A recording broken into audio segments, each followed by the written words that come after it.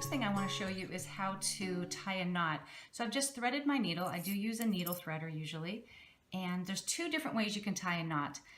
There's probably more than that, but I'm going to show you two. One is called the Quilters Knot, where you take the very end of the thread and you lay it over the top of your needle and you hold it down with your thumb and then wrap it 2 or 3 times. 1, 2, 3. And then using your fingernail, you just kind of scooch that down and you just pull it to the end. And there you have a knot. Why it stops at the end and not somewhere else, I have no idea, but that's the first way. The other way is to do just a rolled knot, and you just kind of wrap it around your finger and then you just roll like this and then pull it down and it creates a knot at the end. It's a little bit usually of a thicker knot, but I find that the faster way, and it's the one that I most often use. Next, I want to show you how to pin and do the running stitch.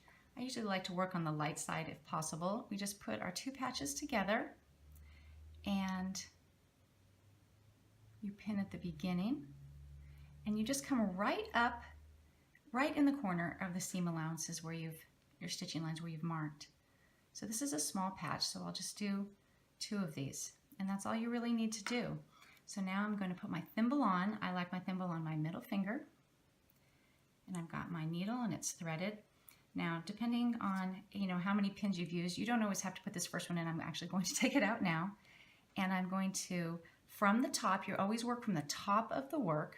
I'm going to put my needle right in the corner, and I'm going to double check the back that it's coming up in the corner, and it is. And I'm just going to take one quick little stitch, and this will be my locking stitch.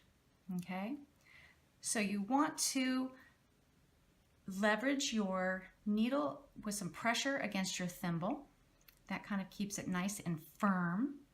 And I'm just going to back stitch here. And as soon as my needle goes in, my index finger is going to go to the back of the work. And I only have my thumb on top here, which kind of guides the stitches here. And I like to use my middle finger as the one that the needle hits. So I'm just going to come right back up, and I'm just going to do this little running stitch where you go down and up and down and up. Now, one thing I want to make clear here is that the needle is actually very firm. It's still, and all the work is happening over here, moving the fabric. And as soon as that needle comes and touches my finger, I know that it's time for it to go back up. Some people like to wear a thimble here, but I need to feel that. So it's going to go up and back just like this, and it just creates these little pleats. It goes pretty quickly.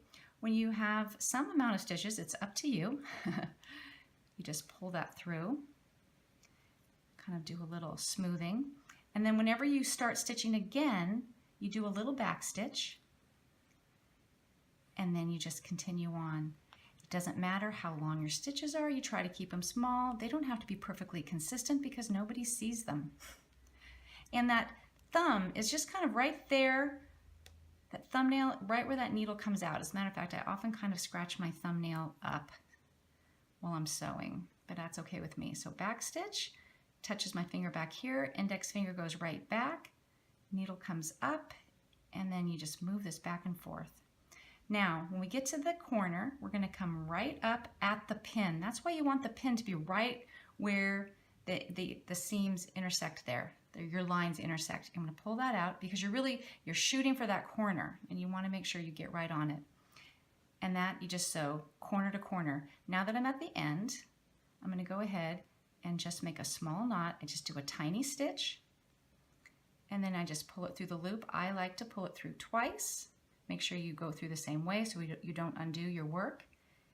And there's your knot. And then you just clip it. Nice to have little snips there, and there you go. You can just finger press it open. It doesn't have to, you don't have to run to the iron. If you want to use one of these little contraptions to make a little flatter, you certainly can, but it is completely optional. And that's how you do the hand piecing running stitch.